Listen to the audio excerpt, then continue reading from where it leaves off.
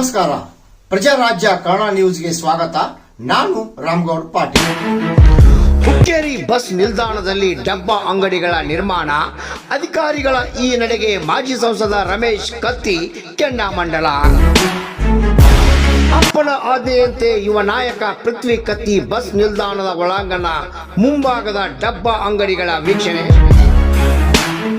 ಭಾಗ್ಯವಡಿ ಬಾದ್ಶಾ ರಮೇಶ್ ಕತ್ತಿ depot manager ಸಂಬಂಧಪಟ್ಟ ಅಧಿಕಾರಿಗಳನ್ನು ಕರೆದು ಒಳಾಂಗಣದ ಅವೈಜ್ಞಾನಿಕ ಡಬ್ಬ ಅಂಗಡಿಗಳ ತೆರವುಗೊಳಿಸುವಂತೆ ಹೇಳಿದ್ದಾರೆ ಎಂದು ತಿಳಿದು ಬಂದಿದೆ.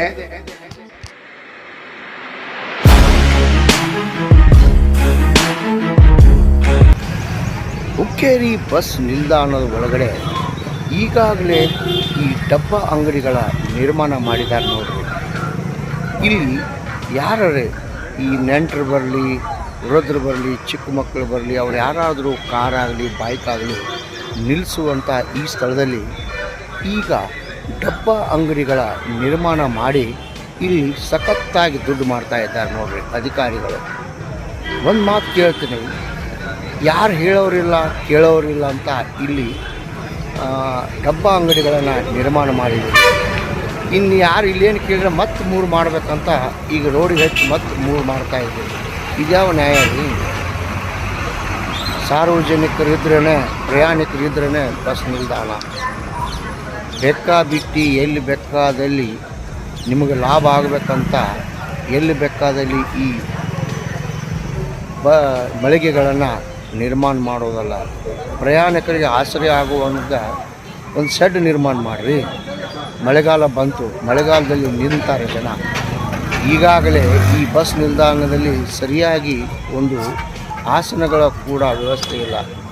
ಈ ಥರ ದುಡ್ಡುಗೋಸ್ಕರ ಡಬ್ಬ ಅಂಗಡಿಗಳನ್ನು ನಿರ್ಮಾಣ ಮಾಡಿ ನೀವೇನು ಸಾಧನೆ ಮಾಡೋಕ್ಕೆ ಹೊಂಟಿದ್ದೀರಿ?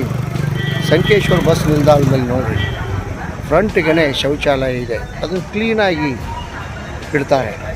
ಇಲ್ಲಿದ್ದ ಶೌಚಾಲಯನ ಕೆಡವಿ ಇದ್ದದ್ದೇನೈತೆ ಇಲ್ಲಿ ಒಂದು ಡಬ್ಬ ಅಂಗಡಿಗಳನ್ನು ನಿರ್ಮಾಣ ಮಾಡ್ತಾಯಿದ್ದೀವಿ. ಅಷ್ಟು ಅಲ್ಲದೆ ಹೊರಗಿನ ಪ್ರಯಾಣಿಕರು ಬರಬೇಕಾದ್ರೆ ಅವ್ರಿಗೆ ಈ ಮೂಲಭೂತ ಸೌಕರ್ಯಗಳು ಅಷ್ಟೇ ಇಂಪಾರ್ಟೆಂಟ್. ಇಲ್ಲೇನಿದೆ? ಶುದ್ಧವಾದ ನೀರು, ಕುಡಿಯೋಕ್ಕೆ ನೀರಿಲ್ಲ, ಕುಂಡ್ರಕ್ಕೆ ನೆಟ್ಟಗೆ ಆಸನಗಳಿಲ್ಲ, ಶೌಚಾಲಯ ಐತಿ, ಅಲ್ಲಿ ಎಲ್ಲೋ ಮೂಲಿ ಉಳಿಸಿದಾರೆ ನೋಡ್ರಿ. ಅಲ್ಲಿ ಯಾರಿಗೂ ಗೊತ್ತಾಗಲ್ಲ ಇಲ್ಲಿ ಮೂತ್ರಾಲಯ ಐತೆ ಅಂತ. ಜನ ಇಲ್ಲಿ ಹಳೆ ಬಸ್ ಸ್ಟಾಂಡಿಂದ ಸರ್ಕಲ್ ತನಕ ಹೋಗ್ಬೇಕಂದ್ರೆ ಒಂದು ಸರಿಯಾದ ಮೂತ್ರ ಇಲ್ಲ. ಈಗಾಗಲೇ ಒಳಾಂಗಣದಲ್ಲಿ 3 ಡಬ್ಬ ಅಂಗಡಿಗಳ ನಿರ್ಮಾಣ ಮಾಡಿದ್ದಾರೆ. ಹಣ ದುಡ್ಡು ಸಖತ್ತಾಗಿ ಬರ್ತಾ ಇದೆ. ಮನುಷ್ಯನ ಆಸೆ ಹೆಂಗಪ್ಪ ಅಂದ್ರೆ ಬರ್ತಾ ಇದೆ, ಇನ್ನೂ ಬರಬೇಕು ಅಂತ ಮತ್ತೆ ರಸ್ತೆ ಬದಿಯಲ್ಲಿ ಈ ಡಬ್ಬ ಅಂಗಡಿಗಳನ್ನು ತೆರಿತಾ ಇದ್ದಾರೆ.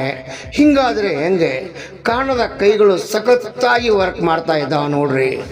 ಅನುಪಯುಕ್ತ ಮೂತ್ರಾಲಯ ಇದೆ ಅಂತ ಅದನ್ನು ಕೆಡವಿ ಆ ಸ್ಥಳದಲ್ಲಿ ಲಾಭ ಮಾಡ್ಕೊಳ್ಳೋಕ್ಕೆ ಹೊಂಟಿದ್ದಾರಪ್ಪ ಈ ಅಧಿಕಾರಿಗಳು.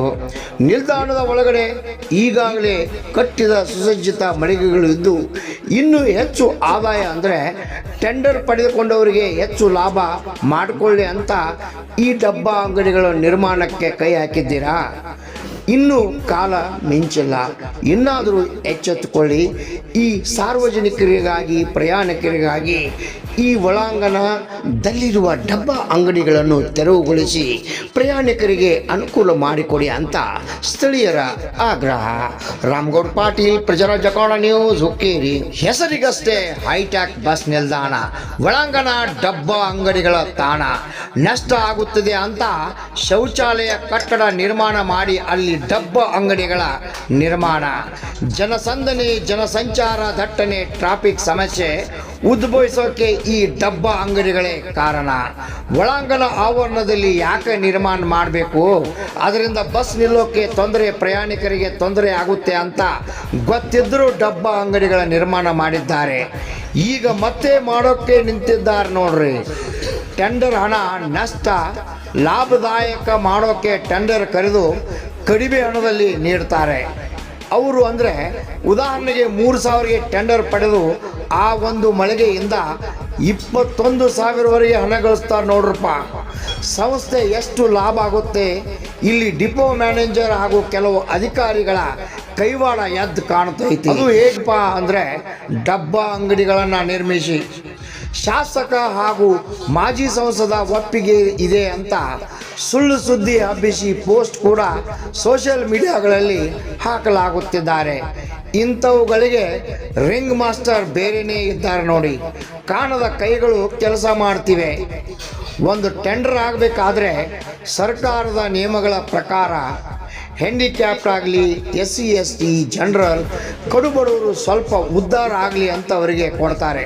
ಆದರೆ ಬೇರೆಯವರ ಹೆಸರು ಹಾಕಿ ದೊಡ್ಡ ದೊಡ್ಡ ಕುಳಗಳು ಕಡಿಮೆ ಹಣದಲ್ಲಿ ಟೆಂಡರ್ ಪಡೆದು ದೊಡ್ಡ ಮಟ್ಟಕ್ಕೆ ಡಬ್ಬ ಅಂಗಡಿಗಳನ್ನು ನಿರ್ಮಿಸಿ ಬಾಡಿಗೆಗೆ ನೀಡುತ್ತಾರೆ.